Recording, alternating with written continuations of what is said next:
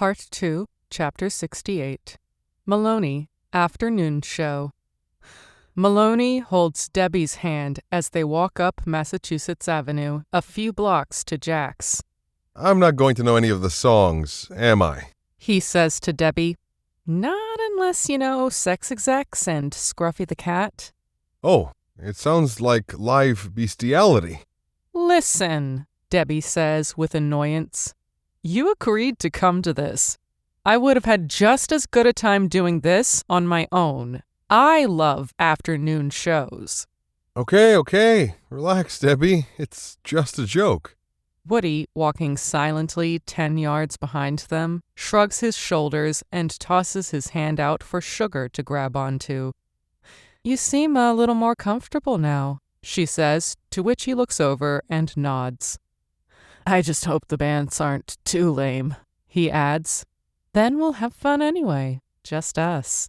When they walk past the large glass window, Debbie notices a decent crowd and turns back to Woody and Sugar to give them a thumbs up. She gives Sal the bouncer at the door a hug and goes in without paying. Maloney is given the complete up and down, as Sal isn't quite sure, suspicious of someone dressed so preppy. Sugar doesn't get ID'd, but Woody, looking gangly and gaunt, is getting the full scan on his driver's license once again. Sal calls out over to another hired thug-like being, but Debbie rushes over. "Hey, Sally, he's cool. He's with me. I work with the guy." Sal points at Debbie with a side smile, then jabs the same finger into Woody's bony chest. "You'd better not start any trouble. You just ain't worth us getting closed over. Go on inside." "Cool, but I'm fucking legal," Woody says, getting a little sick of the shakedown in these places as Sugar pulls him inside. She's never seen this attitude from him, and she puts an arm around his waist. "I thought you were a nice boy." "I am nice. I'm nice to the nice, but not to the dickheads." He touches a scar on his lip. "From a bouncer," he says. Yeah, tough guy? Maloney adds. I'm sure you were totally innocent when you got that. "Well, I was throwing chairs around the channel. Honestly, I don't remember why I did that." "Hey," Debbie says. "You go to a lot of places I do." "I want to go to some of those places too," Sugar responds, feeling suddenly competitive. "We'll go, but it's not going to be country," Woody says. Maloney and Debbie have disappeared, him up by the bar and her to the ladies' room. From the back of the room, a person wearing a suit and tie can be seen jumping 10 feet in the air in front of the stage. "People seem to enjoy themselves here," Sugar notes, looking at the thrusting jumper. Maloney buys 4 beers and hands 2 of the bottles over to Woody and Sugar, holding the other 2 in his large right hand for him and Debbie. The full crowd makes it challenging to head to the front of the stage and get a good view. About 20 yards away, what looks to be a boyish and wasted businessman in a loose-fitting suit gyrates and karate kicks to the music of Sex Execs. He is the jumper. "He must be blowing off steam after working hard all weekend," Woody notes. "Who else wears suits on a Sunday?" "Isn't that what we're doing?" Sugar asks. "Blowing off steam."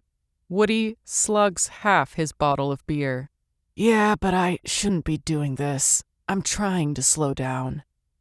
Woody and Sugar keep watching the suit-wearing young businessman. At one point, as he leaps in the air, the contents of his glass shoot straight up, about 6 inches, and when he lands, the liquid and ice miraculously land and are recaptured in his glass. His tie is moving freely around his shirt's unbuttoned collar, like a ribbon tied to an electric fan. The rest of his see-through, sweat-soaked white shirt is unbuttoned as well, having been forced open by his bustle. The rage and fury of his dance has brought him within 5 feet of their group at times, and as he spastically moves away, a dollop of liquid splats on Maloney's arm. Hey! The whirling dervish of a man hears him and immediately gets a few feet closer to Maloney on his next pass. He slops more of his drink in what looks like to be an intentional act on Maloney's trousers.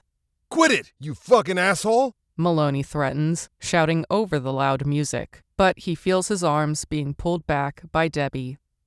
Bobby, that guy is Billy Ruanne. He's bipolar, not drunk, and he's really well known on the scene. He books the music in all these clubs, and he's amazing. I've been out with him a few times. Everyone knows him, so let it slide. No fights tonight. Just wait, I can introduce you. Billy notices Debbie explaining everything to Maloney, which causes him to abandon his perceived misunderstood behavior, come over, and give her a bear hug, but also the largest grin possible. Debbie, honey Debbie Deb, how are you? You here for the Sex Execs? Yes, Billy, and I want you to meet Bobby and some of my friends. Billy practically leaps into Maloney's arms. I'm sorry, man. I didn't mean anything. I'll make it up to you, but first I have a present for Debbie Deb. Billy reaches into his inside jacket pocket for a worn-looking cassette without a case and pushes it into Debbie's hand like a bribe. I made something for you. It's a great mix. Call me later and tell me what you think of the songs. Billy runs through the crowd like a football running back, busting through the defensive line and coming back with 5 beers and 5 shots of Jack Daniels, balancing on a brown serving tray which he slapped a $100 bill on, for later payment, which he knows covers drinks and anything else that may break in the course of the evening. The waitress is right behind him. Billy, I need the tray. Billy's face is red, screaming for Debbie and his 3 new friends to take these drinks right away. He also instructs that when anyone has finished, to let him know, and he'd fill them up again. Because of Billy's generosity, the Scruffy the Cat set flew by in a blur, much too quickly to even remember much of what happened in it at all. And as he does so often, Billy Ruanne has touched down like a tornado and flown off into another state. Debbie has bought Maloney a Sex Execs t-shirt, and he has slipped it on over his izod, the pink designer collar jutting out over the black band shirt's neckline. Maloney and Debbie look for Woody and Sugar, then find their friends sitting together, her head neatly nuzzled on his shoulder.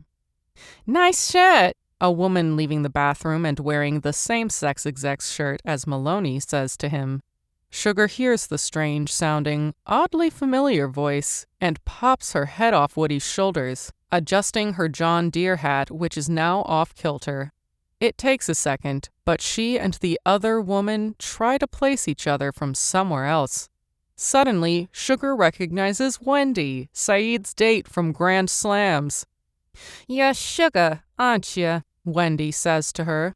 Look, let me apologize for being a bitch the other night. You were in the right to break up with that Egyptian dickhead. God, he was a jerk. I had no idea. What a weirdo.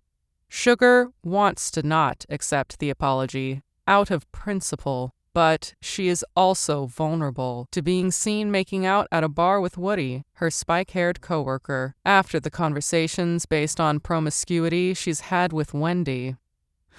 It's okay. I'm sorry if what happened to me happened to you, Sugar tells her, flattening her white shirt against herself and wondering why she cares, even a little bit. Yeah, it did. And he bought me a watch, too. But I'm keeping mine, Wendy says, showing Sugar an extreme close-up of the watch on her wrist. There's nothing worse than a creep that cries, she adds. I don't ever want to see him or even run into him again. He made me feel like the biggest slut. Sugar pulls firmly on the fringe of her denim shorts. It's okay, she tells Wendy. You're going to be okay. Maloney sees the shyness in Sugar now which she rarely lets anyone see. Typically, she wears a facade of being cool that covers her vulnerabilities at all times. Let's get out of here, he says, before things get stranger. Sugar hugs Wendy goodbye, and they walk back up Massachusetts Avenue, Debbie recapping the evening, while Woody and Sugar walk with their arms around one another. "You can drop him off with me," Sugar says, quickly kissing Woody on the lips as Maloney unlocks his car.